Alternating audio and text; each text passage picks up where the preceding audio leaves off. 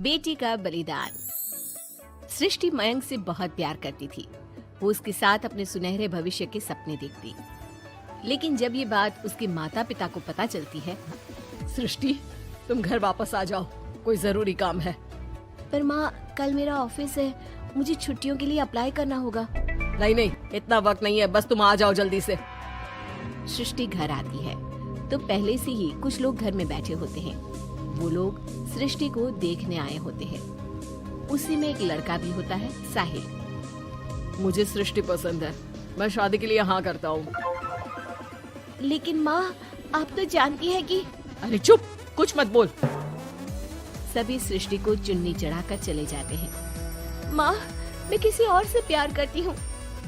मयंक काफी पैसे वाले घर का लड़का है। आपको पता है, हमारे पूरे ऑफिस का मालिक भी वही है। माँ, वो मेरे बिना नहीं रह पाएगा। अरे पता है ना तेरी बब्बी मासी, उनकी बेटी की शादी अमेरिका में हुई। यहाँ हर किसी के घर में कोई ना कोई विदेश में है, तो तू भी बाहर ही जाएगी।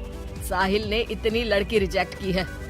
अब तू हाँ बोल दे तो शादी के लिए वो लोग तैयार ही है, क्योंकि वो लोग सिर्फ 10 दिन के लिए ही आए हैं इंडिया में। कैसी बात कर रही हो माँ, मुझे एक बार तो ऑफिस जाना ही होगा। लेकिन वो लोग मानते ही नहीं और सृष्टि की शादी साहिल से हो जाती है। शादी के बाद सृष्टि मयंक के पास जाती है। सृष्टि, तुमने शादी भी कर ली और मेरे माता पिता विदेश में मेरी शादी कराना चाहते थे। मैंने काफी समझाने की कोशिश की, लेकिन मेरे भाई और पापा नहीं माने। I am sorry Mayank. अरे तो मैं विदेश में कहीं शिफ्ट हो जाता यार, इतने सारे बिजनेस है मेरे। सृष्टि मयंक के सामने रोकर वहाँ से चली जाती है।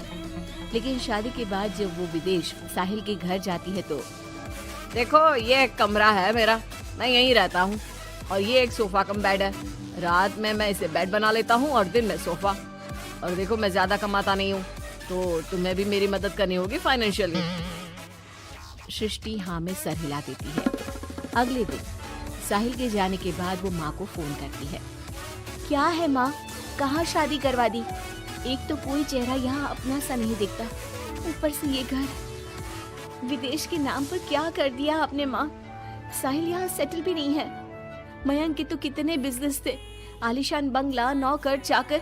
यहाँ तो मैं खुद नौकर बनकर रह गई हूँ। ये क्या किया माँ आपने? अरे क्या बताऊं बेटी, तेरे पिता ने जो कहा मैंने वही किया। अब जो कुछ भी है वो तेरी किस्मत है भाई, जैसी भी है। वहीं सृष्टि का भाई सारंग एक लड़की से प्यार करता है।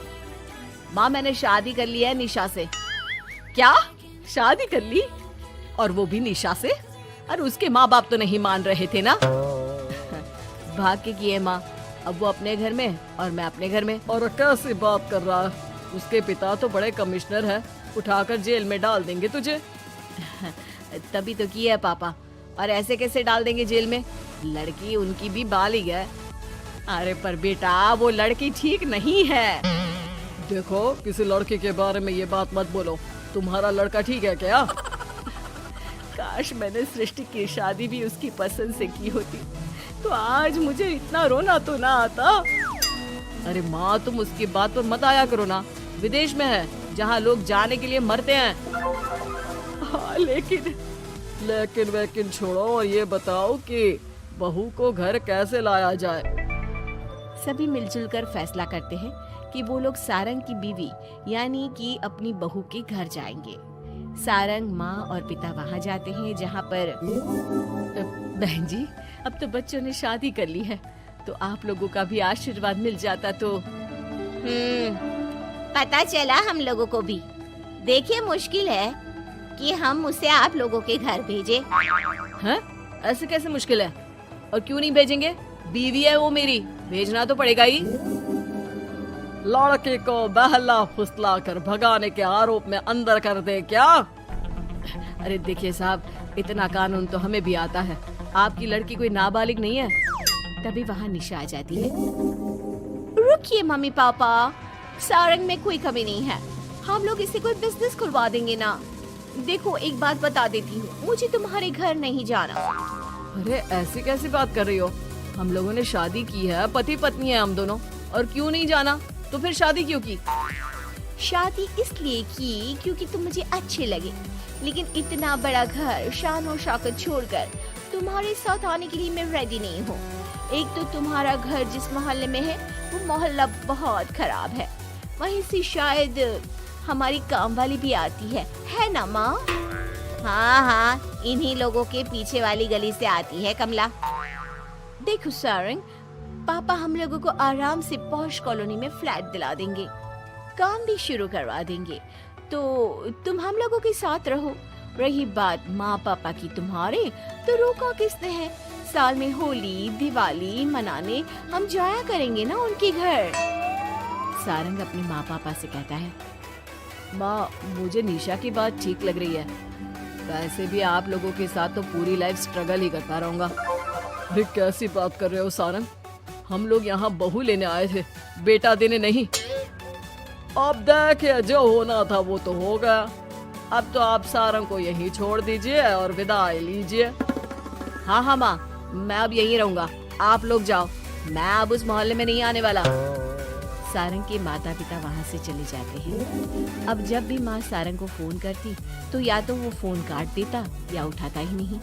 एक बार सारंग के माता पिता काफी बीमार होते हैं कि तभी उन लोगों के पास सृष्टि का फोन आता है। कैसी हो माँ? तबीयत ठीक नहीं लग रही है, तुम्हें और पापा को कुछ हुआ है क्या? अरे बेटा 2 दिन हो गए हम लोग कमरे में बंद है, कोई डॉक्टर के पास ले जाने वाला तक नहीं है। हाँ माँ, मैंने सारंग को फोन किया था लेकिन उसने कहा। अरे वो तो बात तक नहीं करता, पैसे वाला हो गया है ना। रुको माँ, मैं कुछ करती हूँ, आप दोनों तैयार हो जाओ। थोड़ी ही देर में उन लोगों की डोरबेल बजती है। माँ दरवाजा खोलती है तो सामने एक हैंडसम सा लड़का लंबी कार लेकर खड़ा होता है। मयंक हो ना तुम बेटा?